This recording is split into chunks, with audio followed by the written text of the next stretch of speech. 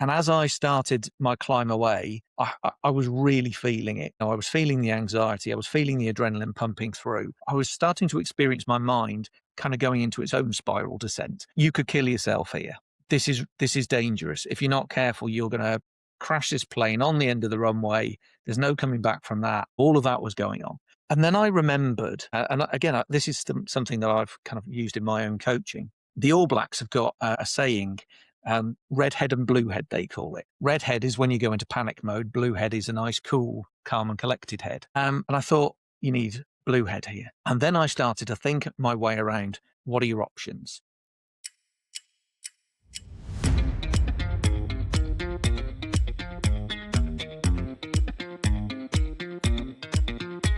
Welcome to the Success Consultancy's Just Great People podcast, the podcast that introduces you to ordinary people who've done extraordinary things. My name is Barry Eustace, and I'd like to introduce you to today's guest.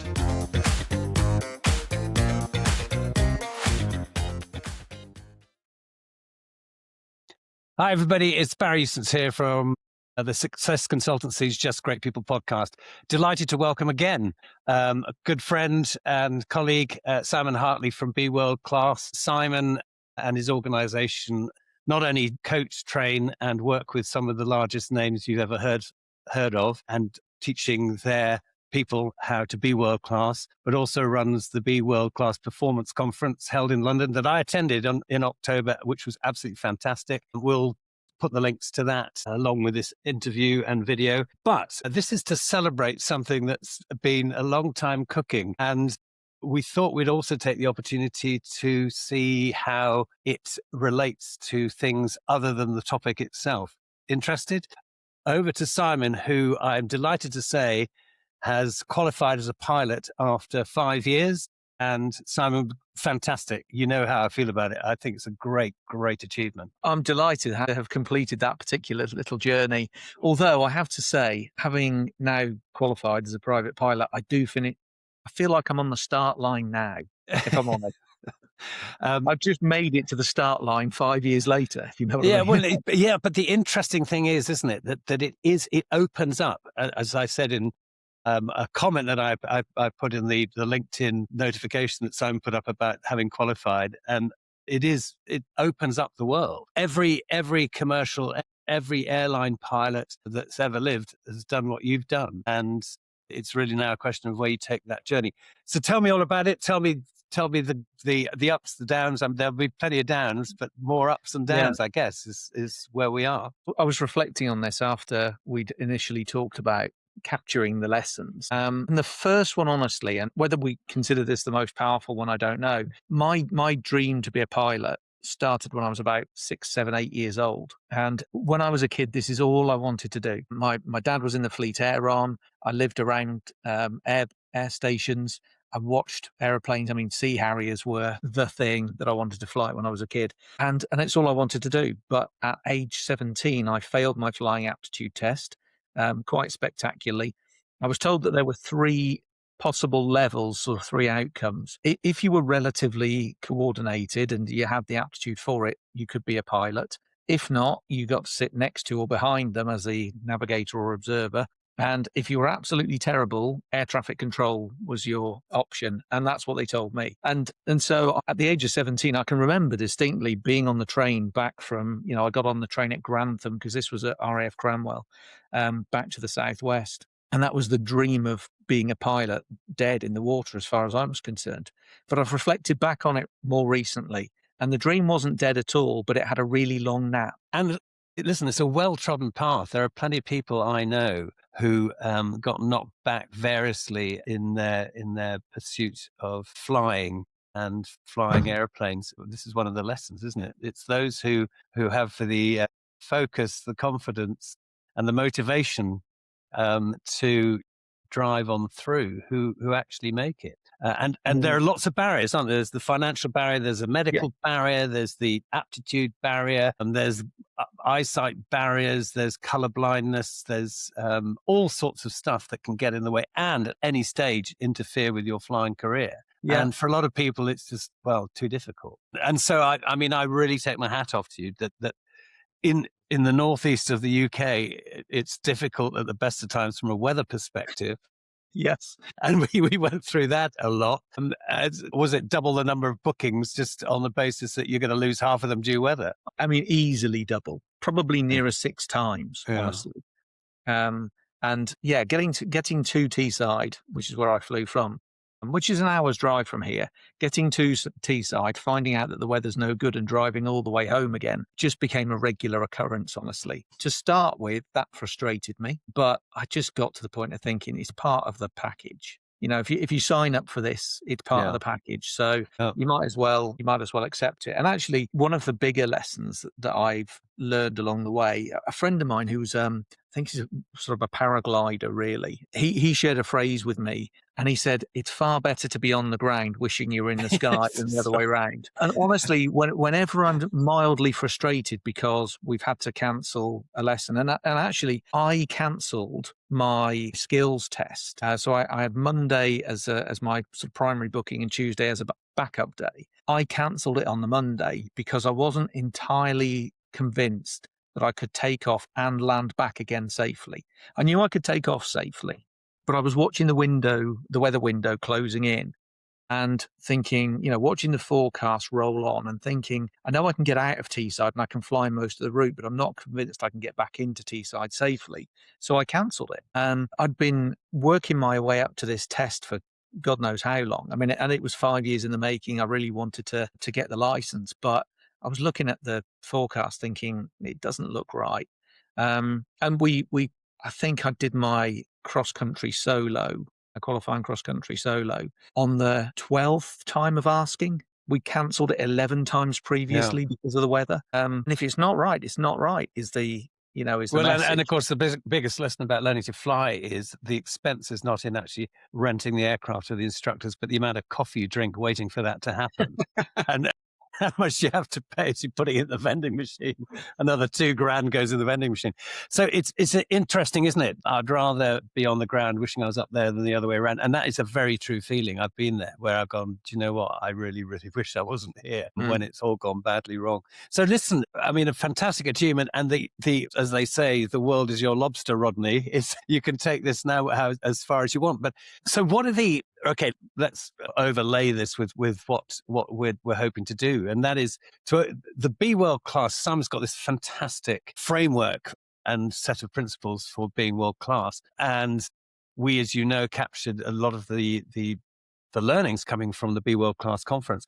So flying has got some fantastic real life overlays about how to deal with crises, how to deal with emergencies, how to approach things, where to get your head. Where did it all settle for you? Where are we in that process, and what can we take from this that's going to be valuable to our viewers and listeners? Well, one of the very, very first lessons I learned, and this was literally in my first flying lesson, the instructor took us up to about 4,000 feet ish. Briefed me first, but put us into a spiral descent, and then you said to me, "You get me out, or get us out." And I was really interested that we were doing something that, in my view, was very high risk, very high danger. Of course, it kind of wasn't because he de-risked it by taking us to 4,000 feet. But it seemed like a dangerous thing to me. And initially I was thinking, if I screw this up, I'm going to kill us both. And this is my first lesson. And what the hell are we doing up here? All of that going on in my head. But the bigger point was the actual maneuver was pretty simple. He'd already walked that through with me. Power off, wings level, nose up, power on, off we go.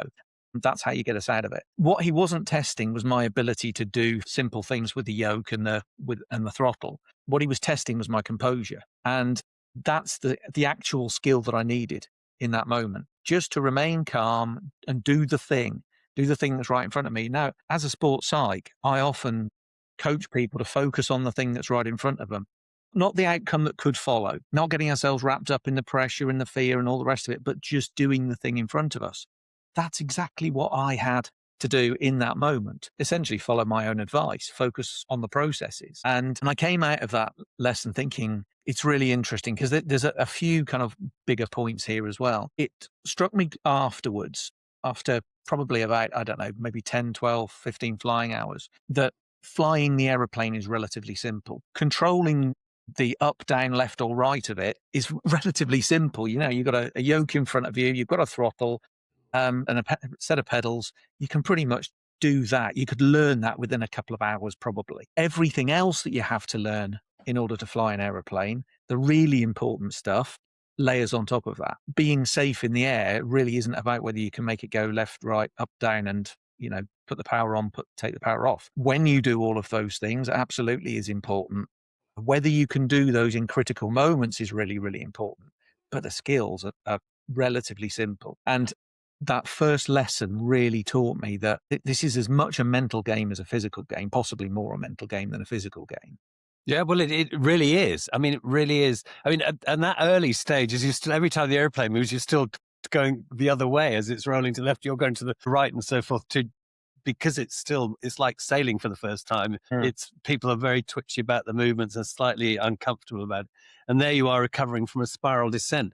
It's creating that sense of calm. And actually, it's very difficult because there are multiple occasions, I'm sure, that you've felt less than calm and yet had to pull it all together to make something important work. Probably the biggest squeaky bum moment, as I describe it, was on maybe my third solo. I'd done a southern route from Teesside across the North Yorks Moors and sort of back via North Allerton.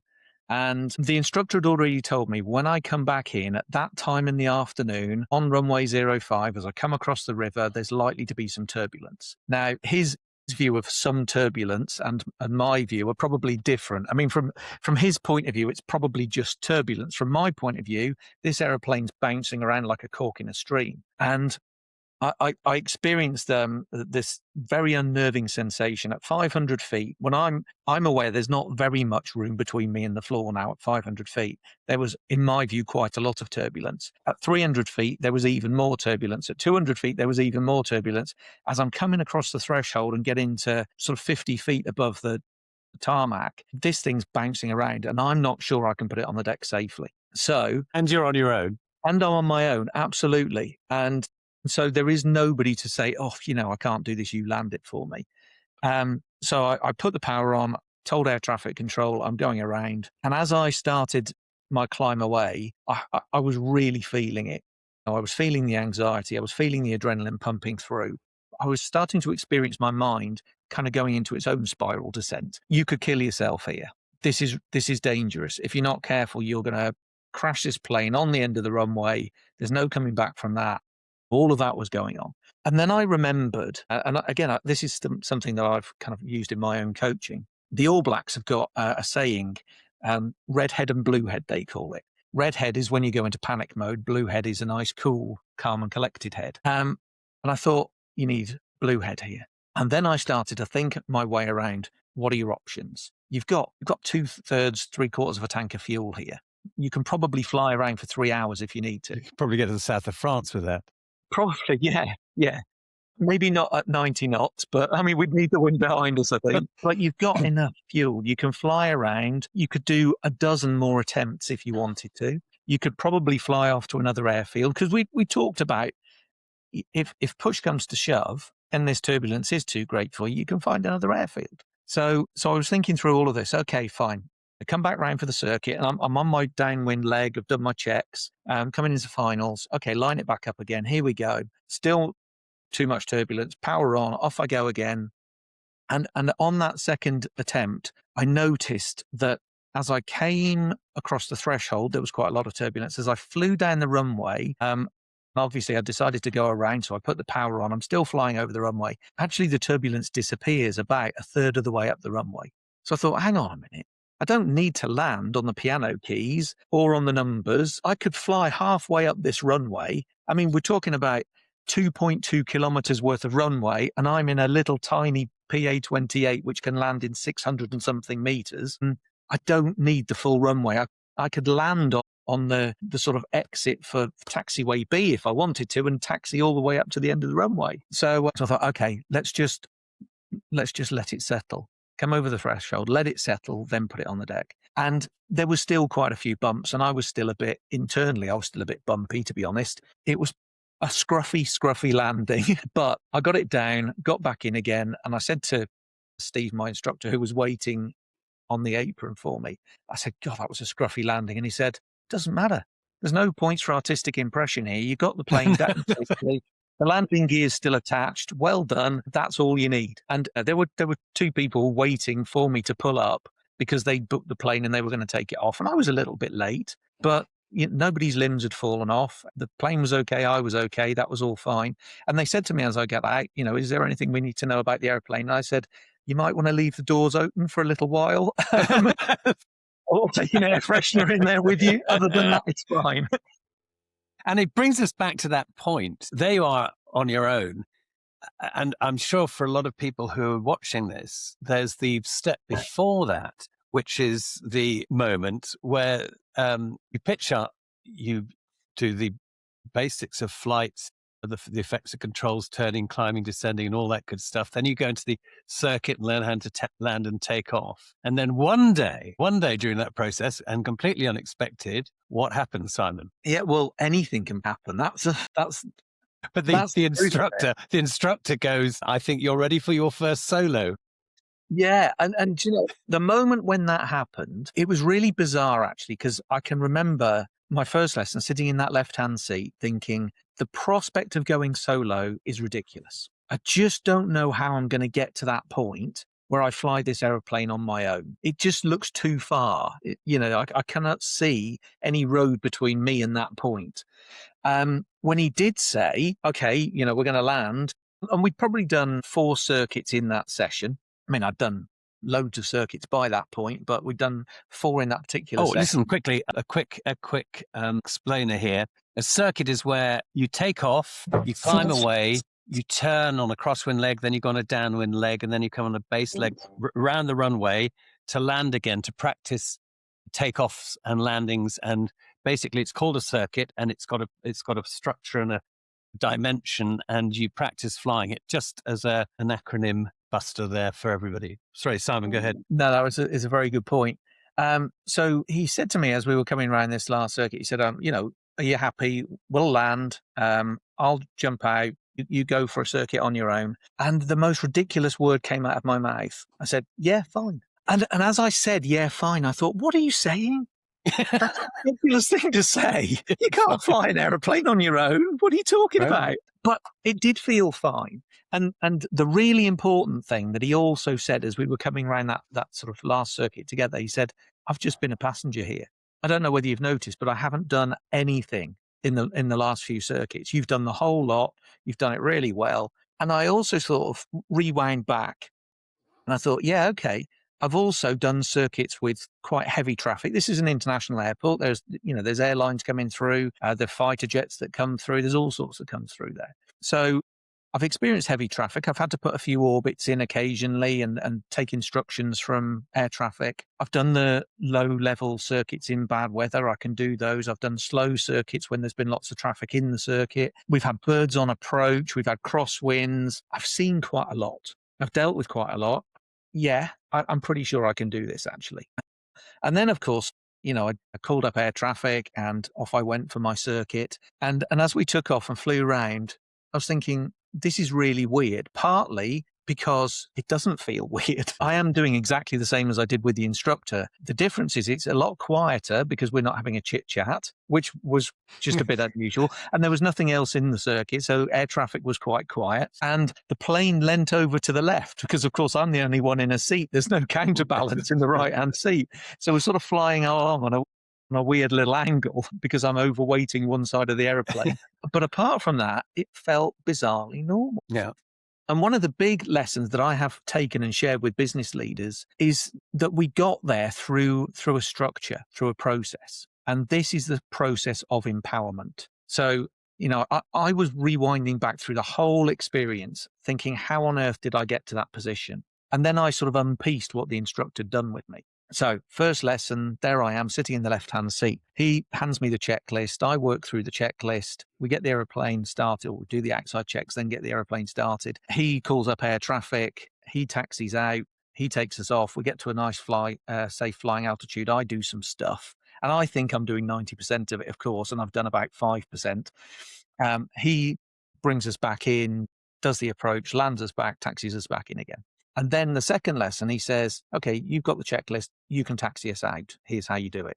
Third lesson, okay, you do one of the calls to air traffic and the taxiing. I'll take us off, you climb us out, all that sort of stuff. And gradually, piece by piece, I've got one call to air traffic followed by a second. I've got the taxiing followed by some of the climb out.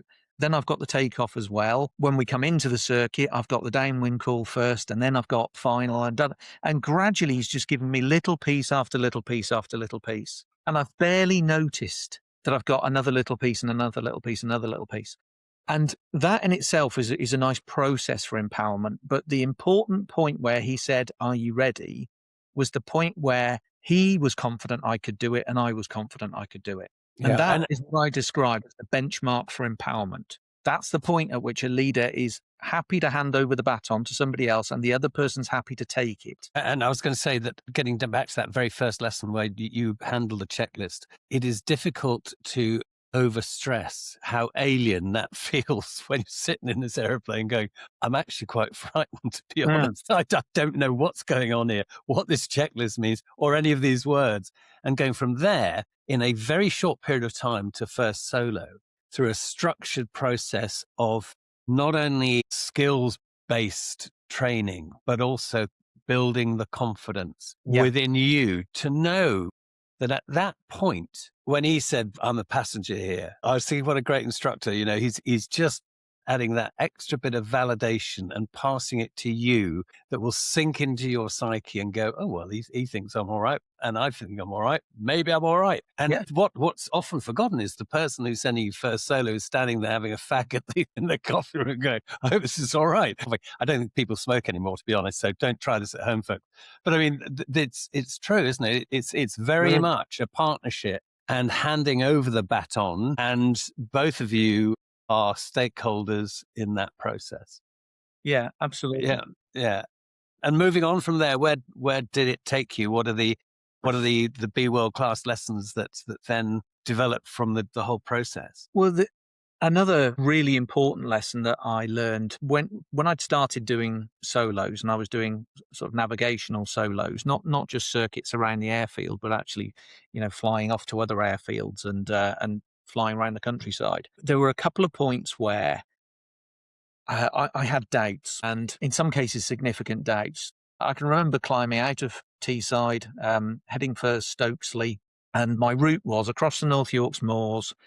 There's a little waypoint, Wombleton Airfield, near Helmsley, and then down to York. Neyburn Marina is the visual reference marker that we use at the bottom of south end of York, and then back up again. That was my sort of southern nav route. And as I started flying over the moors, the visibility really deteriorated, and I thought to myself, just not confident that I can see my way through this. And what I definitely don't want to do as a novice student pilot is end up in cloud. So I thought to myself, well, there's only one answer really. She's got to turn back, go back to Teesside, and you don't get the flight in. You don't sort of pass this element of it. You're going to have to come back another day, and it's going to cost you. There's an hour's drive up, an hour's drive back. You're going to pay for the flights, but this is the best decision. It's the right decision. I was still talking to Teesside Radar. I told Teesside Radar, I'm turning around, I'm coming back again. And it takes me back to a conversation I had with a very astute guest who said, "I fail, therefore I am."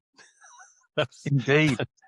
There are two things that Simon's mentioned in the conversation that are really important, and that's one of them. Having the foresight, the discipline, the understanding that I fail, therefore I am, is actually the ability to turn around and save lives. And that means turning around when actually you know that going on is likely to be more perilous or result in a really big fail. The other one was on the approach to Teesside when it was really bumpy. And Simon mentioned that he went around. Going around means you apply full power and you fly away from the runway into the air where you're nice and safe and it's clear and you're safe. And so Simon did a go around. The join up there between Simon's flying at the moment, and if Simon was flying as he could be an airliner full of 300, 400, 500 passengers going into Hong Kong, where he's experienced turbulence on the approach is that airlines are absolutely adamant that if you're not stabilized on the approach and you're not absolutely on the profile and in the right place at the right time, at the right speed, at the right height, laterally correct with the runway, you go around, throw it away, apply power, run away, and have another go. And worst case, as you said, Simon, you had 3/4 of a tank of fuel. You could have gone certainly to a lot of places in the time required to find an interwind runway that didn't have wind and turbulence associated with it. Simon was the person who said, "I fail, therefore I am." His great meme. And we'll link you to that podcast as well. But it's such an important element for everything that we do every day, isn't it? That rather than plowing on into almost certain failure, we go, no, we got that wrong. We'll figure out and go back and sit on the ground, have a cup of coffee, and think about what we do next. Yes. Yeah, absolutely. And it took me back to a lesson that I had with one of the instructors that I didn't complete my training with, but I did the vast majority of my training with. And we were flying out towards Barnard Castle from Teesside, and the weather started to close in. And he said to me, "What would you do?" I looked ahead and I said, "Well, I'm not going to continue ahead because I can't see anything." I looked north and it was darker and gloomier north. I looked south and it was slightly lighter. And so I said, "Well, I'm not going ahead. I'm not going north. Probably I might be able to go south. I'm not sure. Honestly, what I'm going to do is turn around and go home." And he said, "Right decision." And he said, "If you were on your own, absolutely the right decision." Could you explain, as a terminology buster, why flying in cloud is a bad thing for someone under training or without a instrument rating? And I am only visually qualified. Visual flight rules are the rules that I have to abide by. And I need to be able to see the ground. I was also, in this instance, heading, sort of beyond Barnard Castle. I was going to be heading into high ground. The terrain was going to rise in front of me. And of course, if you can't see where you're going, and as a visually qualified pilot, I'm not trained to orientate the aeroplane without a line of the horizon, without being able to see the horizon. An external reference. That's right, because an instrument qualified pilot can use the instruments to orientate the aeroplane and understand their flight path. But that's not a skill that I've got yet. It's a skill that I've started to develop, but not a skill that I'm proficient in. Yeah, and for just part of the jargon busting, the instruments on board the airplane will allow you to fly in cloud at night.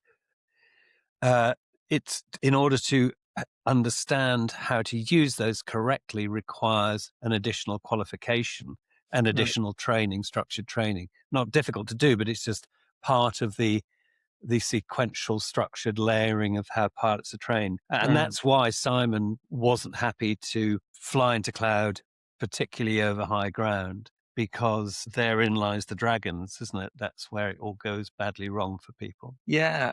And, there's a combination of factors that always play into my decision making. The first one is, if it doesn't look safe, don't go up in the first place. And the second one is, if when you get there, it doesn't look safe, turn around, go home, make a different decision. But the really dangerous thing to do would be to go, maybe it'll be okay.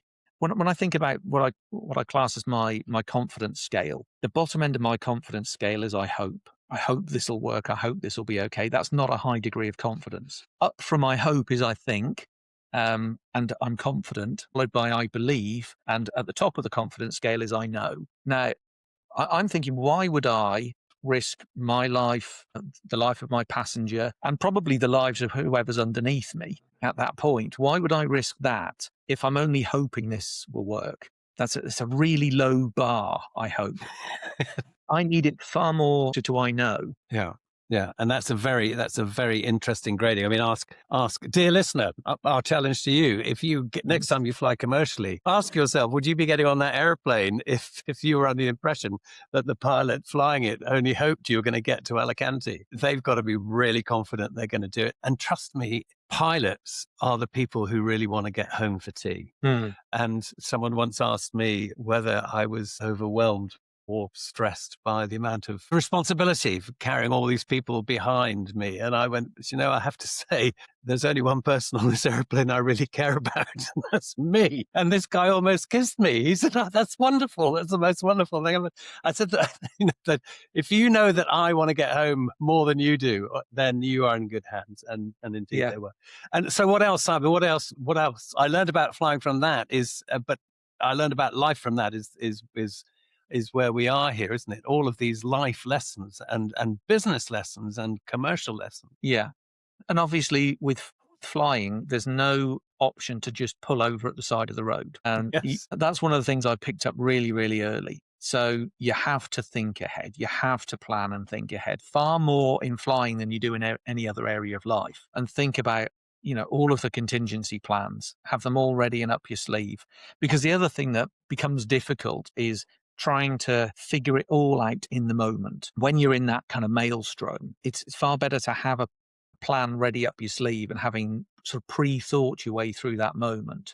Definitely check off all the basics of, can you take off and land? Is the weather okay where you're taking off and where you want to land, when you want to land there? Is it all good en route as well? Navigationally, if you get lost, what are you going to do? In terms of fuel, have you got enough plus your contingency? And of course, this is all worked into a pilot's process. But I'm starting to think now about business decisions. Am I just taking off because I've got an idea, or do I know where this is going to land? And if it doesn't work out the way I'm expecting to along route, what might I be doing? What levers have I got to pull? So I'm starting to think about those sorts of things. But one of the other really, really big lessons that I've learned, and this I've probably only appreciated now that I've passed, 5 and a bit years on from my first lesson. A friend of mine described the law of persistence. This particular friend was a nutter who ran 66 ultramarathons in 66 days. And he describes the law of persistence by saying, if you take continual steps in the direction that you wish to travel, there is only one conclusion. You will get there. Now, when is the question? But if you keep taking continual steps in that direction, you have to arrive there. And this to me has been a little bit like a building project in many ways. It's taken far longer than I expected. It was far more involved than I expected. There were so many layers that I hadn't appreciated. It took longer, it cost more, all of that. But if you continually take steps in that direction, you will get there. Yeah, and I speak to people continuously.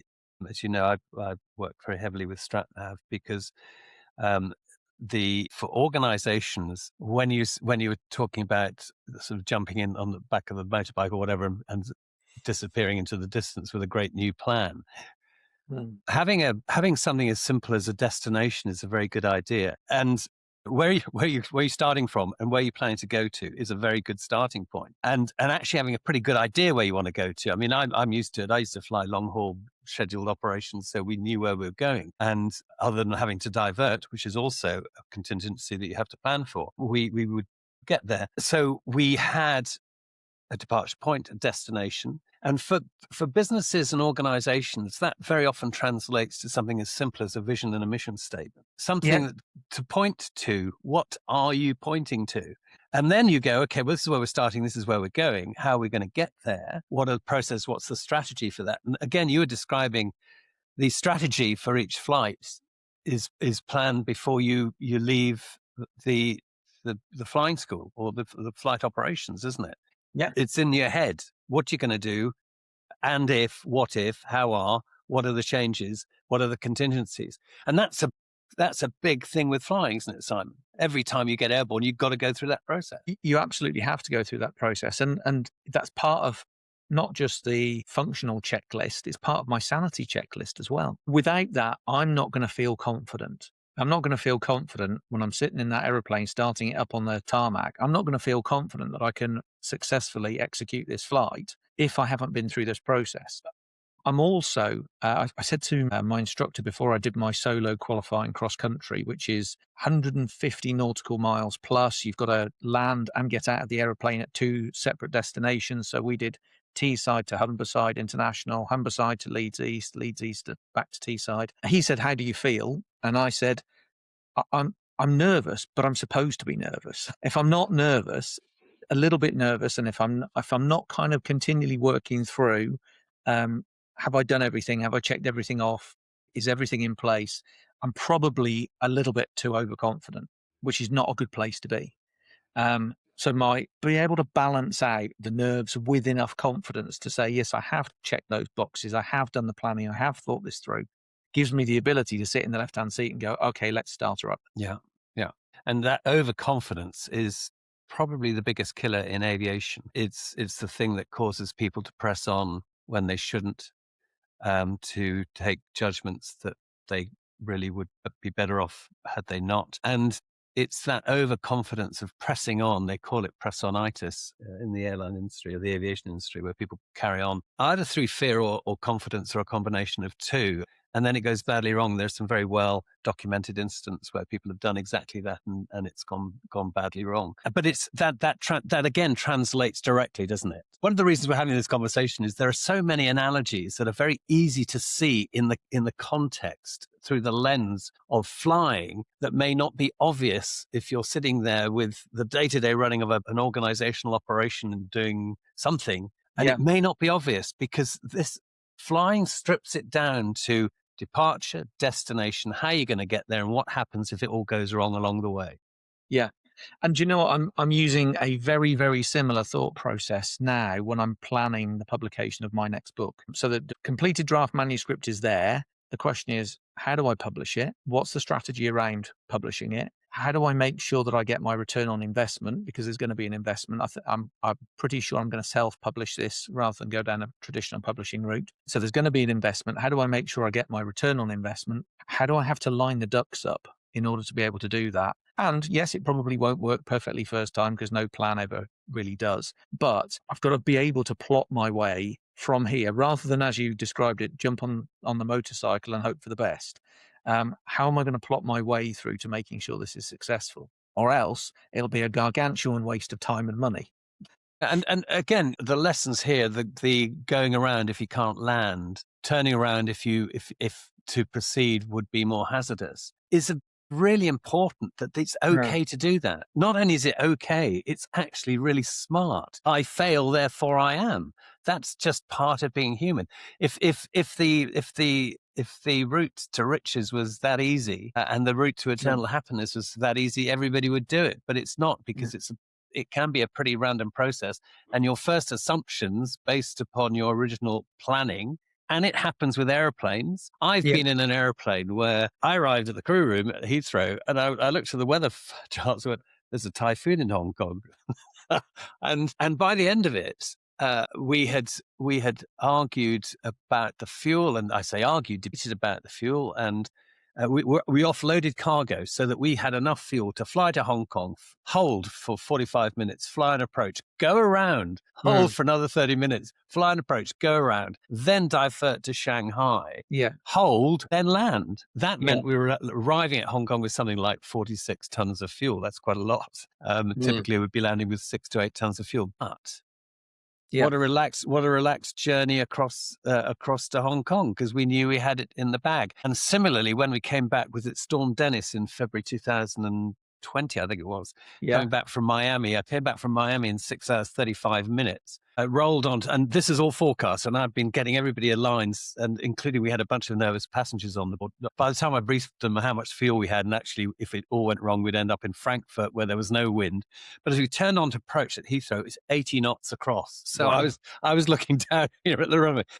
But the point is, it was completely relaxed, although somewhat bumpy. I think we would call it sporting, Simon, because we knew that we had got most of the bases covered. I say most. I mean, there's always a left field ball that's thrown at you. And actually, we landed at Heathrow because as we got over the threshold, it dropped to 40 knots across. We put it on the runway, kept the wing down, and had tea and biscuits. But it's all of this, all of these simple analogies that I learned about flying from that we thought would be useful. Anything else, Simon, that, listen, I say anything else, there's a whole book here. This is should be Simon's next book. And our listeners and readers rushing off to their local flying school to sign up. What are the big ones, if you were to summarize the big stuff that's rolled in to you as a result of this process? Well, there's lots of very functional things that I can pick up and translate on a daily basis. Honestly, the two big ones that I reflect back on, which are kind of what I would describe as life-changing for me, realizing that the dream was just having a nap. And that if you really, really want this, you can pick it up. It'll take you longer, it'll be more involved, it'll challenge you more than you ever expected, but you can do it if it really matters. Couple that with the law of persistence. You may get kind of 12 ditched attempts to do a solo cross country, but if you keep going, you'll do it on the 13th. And those in combination, I think, probably are the most powerful two, because those would apply to any big challenge that I was taking on. Writing a book, delivering conferences, all of those things have massive parallels. And I think if I translate those, if anybody translates those principles onto the big challenges they're taking on, that they'll get real value from it. Perfect. And that the initial assessment that you had was finally overturned. And there is Simon Hartley, pilot. Simon, great. Lovely to chat. Lovely to catch up on the news. And I'm so pleased that you've done it. I think what a remarkable achievement. And I encourage anybody who's listening to this, who's got any doubts about their ability to learn to fly, go and have a go. You can have a trial lesson, 30-minute trial lesson, and take it from there, because each and every substantive journey starts with initial first step. Simon Hartley from the Be World class, thank you so much. Thank you. One of the effects of this whole crisis and crises similar to it is that particularly smaller operators are finding themselves with a huge amount to deal with, a very limited window of opportunity, resilience issues, and the need for greater capacity around their thinking processes. And this is something that we've identified with our executive decision acceleration model, can come in and really support small teams who are finding that they need additional thinking time, capacity, and impartial, objective, independent, and highly informed and professional advice, bringing in with our strategic partners capabilities for change, industrial relations, and so forth. So we're there to support you at any time.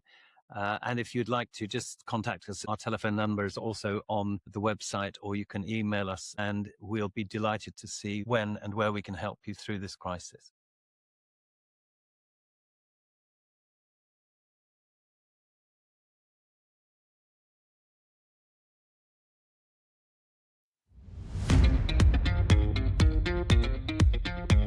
So that's it for today's Just Great People podcast from the Success Consultancy. We hope and trust you've enjoyed it. Please join us next time, and please do remember to subscribe. Thanks for joining us.